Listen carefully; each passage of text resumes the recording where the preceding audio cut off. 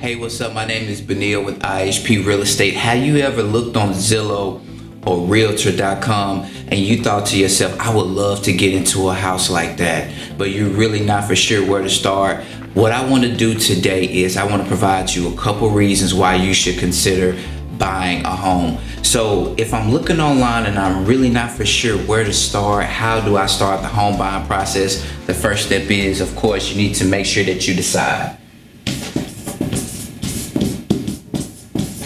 You need to have your mind made up that I want to pursue home ownership. I want to buy a home. Where do I start? And you got to be willing to have the conversation. Have the conversation with whom? Make sure that we're having a conversation with a lender because we want to get pre-approved.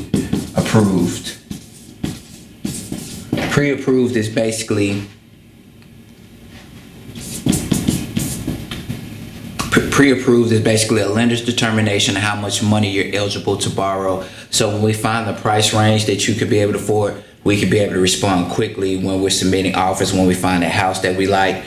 And so what I want to encourage you to do, the first thing is we got to decide. Second thing is we need to make sure that we become pre-approved. Now, here's the thing. This is what I want to talk about. When we look at renting versus buying, renting, of course, if let's say you started in 2009 and you're still renting, you're looking at close to 15 years, right?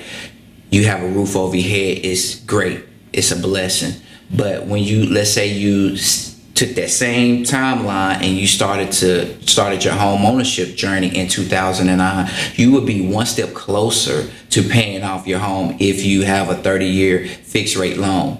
And so, but the thing about it is with the renting, I don't have that same opportunity to pay my home loan off and reduce my cost of living. If I'm renting, I have a place over my head, but what happens is I still have to constantly pay rent. But after a period of time, if you do a 15-year fixed rate loan, do a 30-year fixed rate loan, you have the opportunity to pay that home loan off, reduce your cost of living, where you could be able to renovate your house. You could be able to start a business with that extra money. Just imagine where you would be right now if somebody passed down a house to you and you're able to take $1,000 to $1,700 extra dollars a month. What would you do with that extra money? What type of business would you start? What type of investments would you invest in? And here's the thing, you have that opportunity to be able to do that because you can become the first person in your family, your sphere of influence, to be able to make that happen.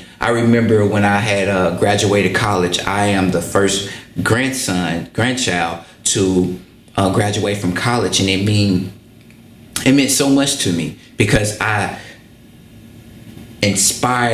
created that influence within my family to show my younger cousins that they can be able to do the same thing. They can be able to go to school, graduate, and it meant something to me because I set an example. And you have an opportunity to be the first in your family to buy a home, to change the trajectory, just to show people that you can be able to achieve home ownership. You don't have to continue to rent.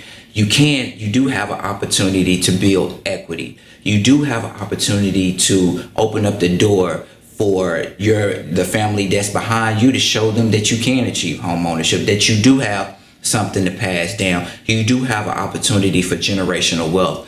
So these things that we have to consider when we are looking into home ownership versus renting, you can be able to do it.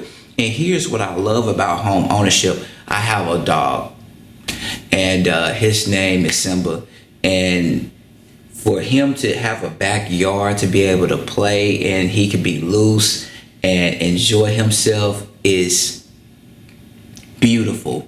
Because when you think of an apartment, you have your dog loose, you got to be very mindful about cars that are speeding through the apartment complex, right? Then you have to be very mindful of other people and their dogs. If they have them loose, you're really not for sure what type of interaction that those two dogs may have. So you got to be very mindful of that. And so these are the things that you got to kind of consider. In some places that we rent from, they're asking for a large deposit for pets, or they do not accept pets. And so, but when I buy a home, I don't have to get your permission for my dog to be in the backyard. And so these are the things that we want to consider with home ownership. I provide security for my pet, my dog. I need to make sure that I get pre-approved so I can find out what I'm eligible to borrow, so I can be able to shop within my price range. And then the first thing is, of course, I need to make sure that I make that decision that I'm ready for home ownership. I'm ready to become a homeowner. I believe that you can do it. I'm here to help. I'm here to support you. I'm here to guide you in the right direction. I want you to know that you're not alone. And let's get it done. You can be the first in your family to inspire others so they can know that home ownership is possible. I appreciate you.